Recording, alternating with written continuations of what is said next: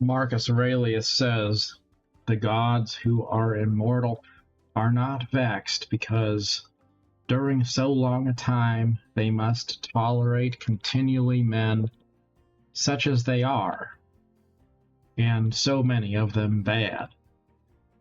And besides this, they also take care of them in all ways. But thou, who art destined to end soon, art thou wearied of enduring the bad, and this too, when thou art one of them? It is a ridiculous thing for a man not to fly from his own badness, which is indeed possible, but to fly from other men's badness, which is impossible." Isn't it interesting how we're so tempted to gossip about people, so tempted to rage about what other people are or are not doing, so easily brought to some form of grievance when we feel like we aren't getting our way with other people. And yet the reality is we ourselves disappoint other people. By our judging of them, we prove that we are no better. So, would it not be wiser for us to forgive people for their flaws, to learn to be quiet, to say nothing when we don't have anything pleasant to say, to focus only on the things which are edifying, which are uplifting, things which are inclined to make people feel better about themselves, to focus on things that uplift instead of the things which tear down.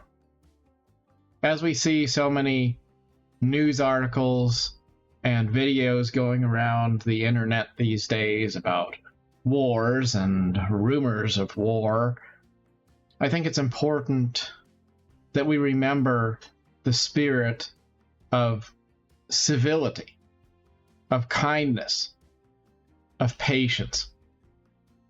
That spirit which is not too certain that it's right.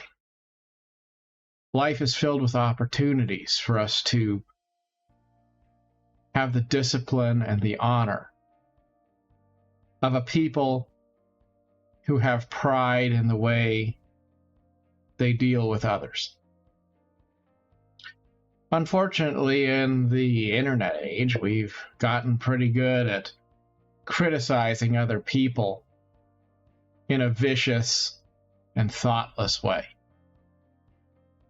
We've made it normal to want to share every opinion we have. We've decided that we want to be internet warriors instead of learning how to listen. It's gotten easier than ever to downvote people on Reddit and virtue signal by acting like we have the answers to all of the world's problems. But the reality is, we seldom are very good at handling the problems in our own hearts, in our own homes. The problems that are close to us. You see, we can talk about things like the bombing of Iran, for example. That's all over the news these days. But I was watching a video earlier today, published by a municipality in Canada, and they were showing these styrofoam little containers that looked kind of like an igloo doghouse for homeless people. And this was an effort to be benevolent on the part of the city, to give the homeless people basically a foam doghouse to live in when the weather gets really cold and there's a risk of people freezing to death. I thought, isn't it interesting how we can be experts on what other countries should or should not be doing on the other side of the world, and we can have military bases in hundreds of nations all around the globe, but the best we can do for the homeless people living in our own country is to maybe give them a doghouse to live in when the weather drops below zero.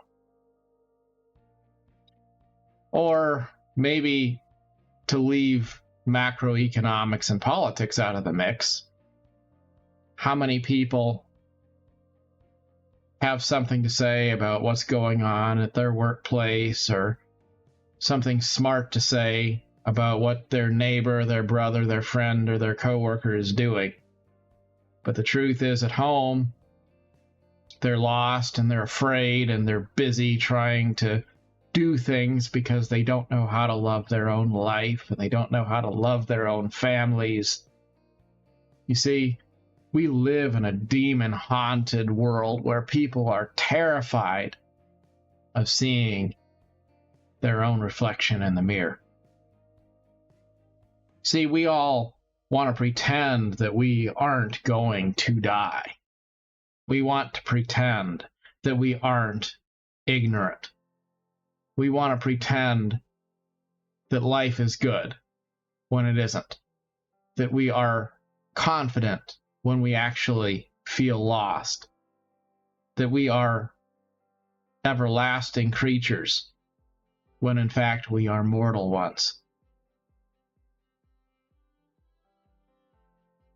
So what do we do then? How do we find peace in the storm? How do we retain a spirit of nobility and a connectedness to the eternal when we are flawed, temporary creatures? What do we make out of all of the uncertainty and the troubles in the world? Well, the good news is we don't really have to make anything out of it at all. The truth is, we might be living in some sort of a grand simulation. We might not exist at all. We might be sort of like the virtual people living inside of a video game, going about our lives, following a prescribed set of programming, thinking that our lives are important, when in reality, we're just a little bit of code in a vast sea of complex programming. But it doesn't really matter, does it? Because whether you try to say that we're all living in a simulation, or you say that you believe in God or some sort of religious explanation, it's all the same answer in the end. We are a small part of something greater than ourselves. And that means that we are not important in the sense of being self-important. But we are important in the sense of being part of something which matters. It's sort of like saying the oil in your car is not important in and of itself, because oil doesn't make an automobile. And yet, an automobile cannot run without oil. So, in a way, we don't matter. But that's not to say we don't make a difference. we all have the capacity to make a difference in a small way in someone's life, in someone's day, in the course that our world ultimately takes. And that's a strange dichotomy, because it's easy to feel like we would like to go down the road of nihilism, to say nothing in life matters, so therefore we shouldn't put any effort into anything. Or to go the other way and to say that life is all about us getting our way. Sometimes we're not supposed to get our way. That's just part of how life works. And that's not to say that life is broken. There's nothing intrinsically wrong with not getting your way. And that's a really liberating and important realization, because it means that we can have peace even when things seem suspiciously broken in the world around us. I've often talked about trying to figure out what games to play, or how to manage time, or what sort of routine is the healthiest or the best to have. You know, the truth is, it all comes down to just doing things which are mentally uplifting, and not doing the things which are not. And that's not really rocket science. It's true and applicable whether you're an agnostic or a person of faith, whether you're a religious person or a person who opposes all sorts of religion. Doesn't really matter. The same laws and rules that a priest would probably tell you you ought to follow, they would also be the same rules that a classical liberal like Marcus Aurelius probably would tell you to live by, you know? It's all a universal thing. Do no harm to others. Mind your own business. Take life seriously, but don't take yourself too seriously. See beauty in the world around you, but don't turn a blind eye to the problems in the world either, if you have the capacity to do something good to make the world a better place. But the truth is, for the greater part, we don't have to worry about fixing the world. All we really have to do is worry about living our lives, and that's a pretty simple deal. You eat what you need to eat, sleep when you need to sleep, spend your life doing things that you think are interesting, treat people with kindness. How hard really is that? And we don't really have to keep it up forever anyway, because we're temporary creatures. As soon as we're born, we're, in a sense, on the way out. So when you think about how short you're going to live, you know, how hard could it really be to spend the rest of your life treating other people with respect and dignity and kindness, to avoid things that are crude or crass or disrespectful? None of it's really all that hard.